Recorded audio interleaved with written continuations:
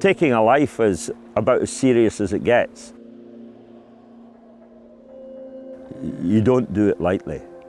You want to do it to the best of your ability, and you certainly don't want to see that animal suffer.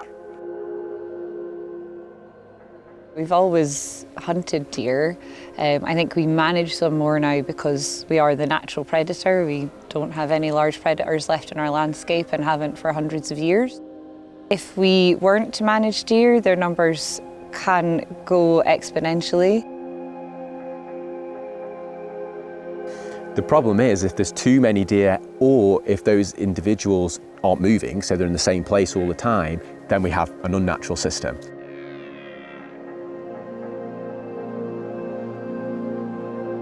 I think stalkers have more respect for deer than any other person. We live and work with them. We have tremendous respect for them. For me, the deer are special. You can't help let deer in more and more and more when that's what you're doing every single day. Deer belong here. They've been here for as long as the plants and the people. They're an amazing animal, and they're a hardy animal. It is not easy living out in our winters and the rain and the cold, and they're so strong and resilient, and I admire them. The largest wild animal in Britain, the red deer, well, certainly the tallest. Iconic. They live for about 14 years. Their teeth wear out after that. But 14 years, 14 winters with just a fur coat on. It's a hard life. Just having this large, impressive animal, and it's ours. It's not off in Africa or something like that, it's ours, and I think that's what's really amazing. They're really quite intelligent, and they tell you quite a lot if you sit and observe them. I love that history of our evolution with them, you know, the hunter-gatherer. You know, when we've come across the land and we've had to find food, and there's always been a respect, I think, between needing to hunt deer for survival and then needing them around in our landscapes.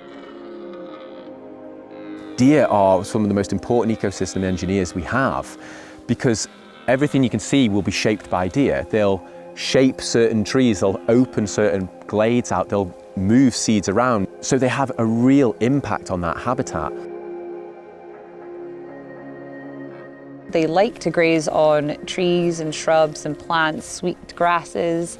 What you see on the rest of the hill is usually what they don't like to eat, like deer grass and millennia and heather. High deer numbers can have a negative impact on woodland regeneration and diversity of species and habitats.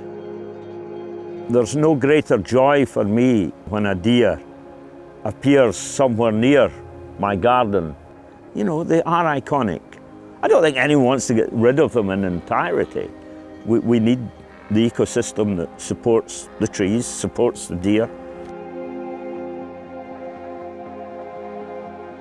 Deer are doing nothing wrong, they're just being deer. You know, it's us that mess things up all the time. So we need to respect them and just really focus on getting to a point where we can manage the balance. The skills that the stalkers have will always be important because they understand the deer. They understand how the deer move and the impacts that the deer can have, positive and negative. When we bring the deer population down, it's never going to be something that we can just walk away from. Deer, trees, there is a harmony somewhere. I suppose I worry slightly that the world is changing and you think the lifetime you grew up in is the norm and everything is a wee bit different, but I suppose we have to have flexibility.